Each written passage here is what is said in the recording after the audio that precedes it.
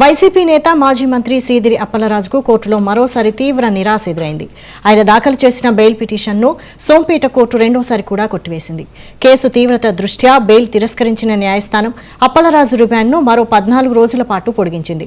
దీంతో గడిచిన 16 రోజులుగా జిల్లా జైలులోనే రిమాండ్ ఖైదీగా ఉన్న ఆయన మరికొన్ని రోజులు జైలులోనే కొనసాగనున్నారు. కాగా ఈ తీర్పుపై ఉన్నత న్యాయస్థానంలో మూడోసారి బెయిల్ కోసం దరఖాస్తు చేసుకునేందుకు అప్పలరాజు తరపు న్యాయవాదులు సమాయత్తమవుతున్నారు.